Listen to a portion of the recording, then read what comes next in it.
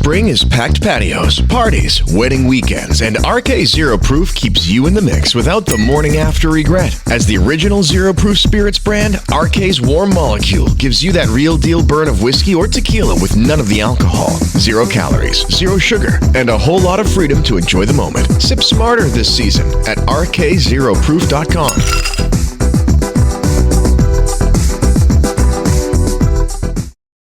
Hey listeners, this is Peter and welcome back to the History Shorts. Today's episode is brought to you by the Podcast Republic, your ultimate listening app.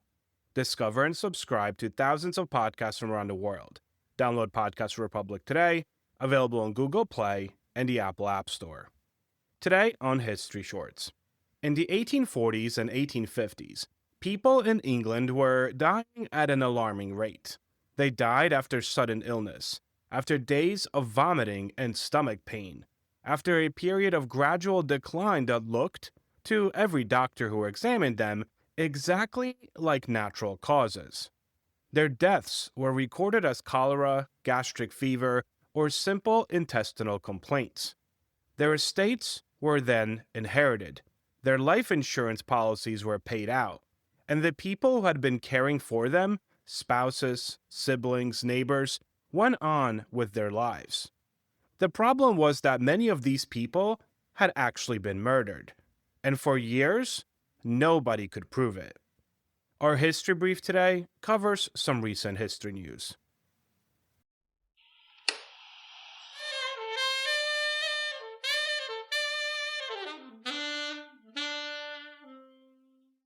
A quick word from our sponsors. Support for the show comes from Public, the investing platform for those who take it seriously. On Public, you can build a multi-asset portfolio of stocks, bonds, options, crypto, and now generated assets, which allow you to turn any idea into an investable index with AI. It all starts with your prompt. From renewable energy companies with high free cash flow to semiconductor suppliers growing revenue over 20% year over year, you can literally type any prompt and put the AI to work. It screens thousands of stocks, builds a one-of-a-kind index, and lets you backtest it against the S&P 500. Then you can invest in a few clicks. Generated assets are like ETFs with infinite possibilities, completely customizable and based on your thesis, not someone else's. Go to public.com/podcast and earn an uncapped 1% bonus when you transfer your portfolio. That's public.com/podcast. Paid for by Public Investing. Brokerage services by Open to the Public Investing Inc. Member FINRA and SIPC. Advisory services by Public Advisors LLC, SEC registered advisor. Generated assets is an interactive analysis tool. Output is for informational purposes only and is not an investment recommendation or advice. Complete disclosures available at public.com/disclosures. This day in history. On May 18th, 1980, Mount St. Helens erupted in Washington state, becoming the deadliest and most destructive volcanic eruption in U.S. history. The blast reshaped the landscape and served as a powerful reminder of nature's force. On May 18th, 1896, the Supreme Court decided Plessy versus Ferguson, upholding racial segregation under the doctrine of separate but equal, a ruling that would stand for nearly 6 decades. Story of the day. Arsenic was, in the mid-19th century, the perfect murder weapon. It was cheap, available at any chemist or general store for a penny or two per packet, sold openly as rat poison and agricultural treatment. It was tasteless and odorless, easily dissolved in food or drink without any detection. Its symptoms, vomiting, stomach cramps, diarrhea, progressive weakness, were virtually indistinguishable from the common gastrointestinal illnesses that killed thousands of people every year in Victorian England. And it left no obvious trace. Before the development of reliable chemical detection methods, a physician examining a suspected arsenic poisoning had almost no means of confirming the cause of death. The body simply looked sick, which was why, in the criminal underworld of Victorian England, arsenic had acquired a nickname. They called it the inheritance powder.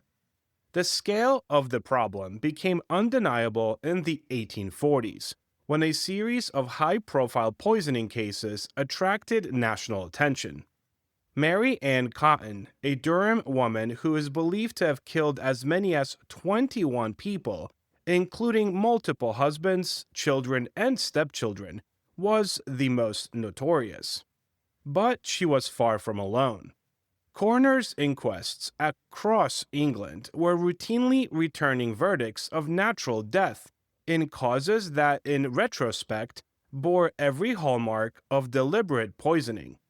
A parliamentary committee examining suspicious deaths in 1840 estimated that arsenic poisoning was significantly undercounted in official mortality statistics, that hundreds of murders per year were going undetected because doctors lacked the tools to identify them. The social pattern of the poisonings was also significant. The victims were disproportionately husbands, elderly relatives, and heavily insured individuals. The perpetrators, when eventually identified, were disproportionately women, not because women were inherently more murderous, but because arsenic required no physical strength to administer, was readily available to anyone who managed a household, and could be introduced into food and drink by the person responsible for preparing it. Victorian commentators called it the woman's weapon. The characterization was sexist. The statistical pattern behind it, however, was very real. The man who changed everything was Alfred Swain Taylor. Taylor was a professor of medical jurisprudence at Guy's Hospital in London, what we would today call a forensic pathologist, and he was, by the 1840s, the most respected expert witness in poisoning cases in all of England. He had not invented the key test for arsenic detection. That was the work of one James Marsh, a British chemist who in 1836 had developed what became known as the Marsh test, a method of detecting arsenic in biological samples by converting it to aerosine gas and then depositing it as a visible metallic mirror on a glass surface. The Marsh test was elegant, sensitive, and reliable. The problem was that it required skill to perform correctly, and in the early years of its existence, its results were frequently challenged in court by defensive lawyers who questioned the competence of the chemist performing it. Taylor's contribution was to standardize and defend the science, to appear in court, case after case, and establish the Marsh test as a reliable and reproducible method that a jury just could basically trust. He was a formidable witness. Cross-examining him was, by most accounts, an exercise in frustration for defense counsel. He knew the chemistry, and he knew the law, and he knew how to explain both to a Victorian jury in plain English. The case that crystallized the issue for the British public was not the most dramatic. It was the most domestic. In 1851, a woman named Mary Ann Gearing of Sussex was tried for the arsenic poisoning of her husband and 2 sons. The evidence against her was almost entirely chemical. The Marsh test applied to the exhumed remains of all 3 victims, conducted by a local chemist under Taylor's guidance. The results were clear. All 3 bodies contained arsenic in quantities inconsistent with accidental exposure. Gearing was convinced and then hanged. But the case exposed a structural problem that Taylor had been raising for years. Arsenic was simply too available. Anyone could walk into any shop in England and buy enough arsenic to kill an entire household. No record was kept of the purchase. No reason was required. The purchase of rat poison, after all, left no more trace than the purchase of bread. Parliament responded, slowly as parliaments tend to do, with the Arsenic Act of 1851. The act required that arsenic sold to the public be mixed with either soot or indigo, giving it a visible color that would make it harder to administer covertly in food or drink. It also required that those purchasing it sign a register and that a witness be present at the sale. It was an imperfect solution. Determined poisoners found workarounds, obviously. Colored arsenic could still be dissolved and filtered. Shop registers were not always rigorously maintained. But the act represented something important. The first time British law had responded to a forensic scientific finding with a regulatory intervention. The science had preceded the legislation, and that pattern of forensic chemistry driving legal reform would define the development of British criminal law for the rest of the century. Alfred Swain Taylor died in 1880. By the time of his death, the Marsh test had been refined and supplemented by new tests and other methods that made arsenic detection even faster, more reliable, and increasingly difficult to challenge in court. Mary Ann Cotton, the Durham prisoner who may have killed 21 people, was convicted in 1873. Her crimes finally made provable by the same chemistry that Taylor had spent his career defending. The arsenic epidemic did not end overnight. Poisoning cases continued to appear in England courts throughout the end of the 19th century and beyond. But the era of undetectable murder was finally over. What Victorian forensic science had established in courtrooms, in laboratories, and eventually in Parliament was a principle that seems obvious now but was quite revolutionary then. That death leaves evidence, that chemistry can read it, and that the gap between a murderer and a conviction was not, as poisoners had long believed, simply a matter of patience and a steady hand with the teacup. It was a matter of whether a scientist with a glass tube and a flame had been given the chance to look. The History Brief. Today on some history news, we're headed to the English countryside, where a small act from a childhood has come full circle, more than half a century later. According to reporting from Smithsonian Magazine, a man has returned a set of medieval floor tiles that he took as a boy nearly 60 years ago, bringing a long-lost piece of history back to its original home. The story begins in the late 1960s, when a 9-year-old boy visited an ancient monastery, the Wenlock Priory in Shropshire. Like many kids, he was fascinated by what he saw, but unlike most visitors, he did something he would remember for the rest of his life. He took a few pieces with him.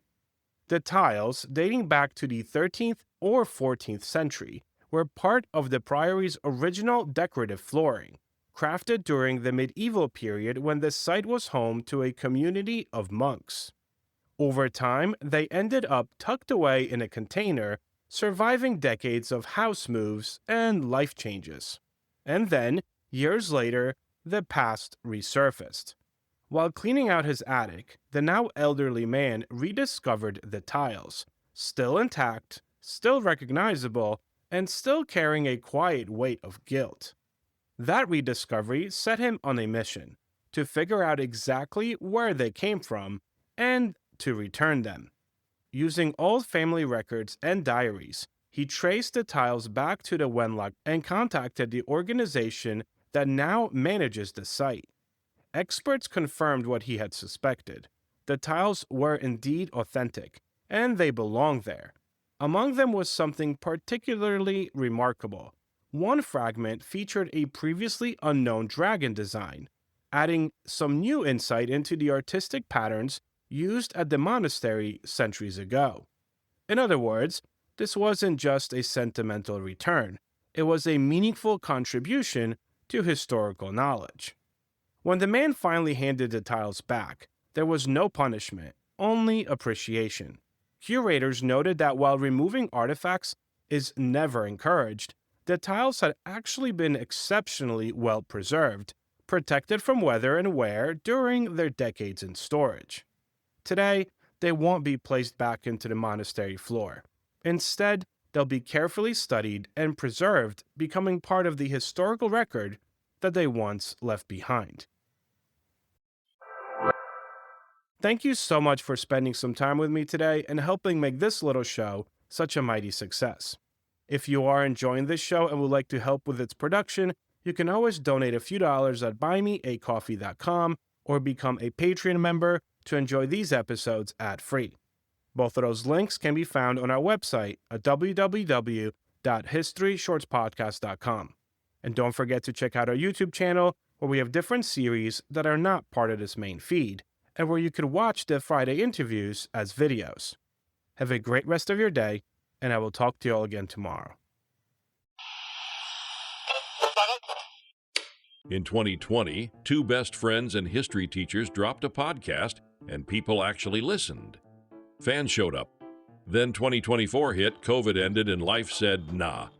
Well, History Teachers Talking is back. Bigger, louder, and still wildly unqualified to talk about, well, everything that is remotely history adjacent. History Teachers Talking is now streaming wherever you get your podcasts. Part of the History Shorts Network. Tired of your car insurance rate going up, even with a clean driving record? You're not alone. That's why there's Jerry, your proactive insurance assistant. Jerry compares rates side by side from over 50 top insurers and helps you switch with ease. Jerry even tracks market rates and alerts you when it's best to shop. No spam calls, no hidden fees. Drivers who save with Jerry could save over $1,300 a year. Switch with confidence. Download the Jerry app or visit jerry.ai/Libsyn today. That's jerry.ai/LIBSYN.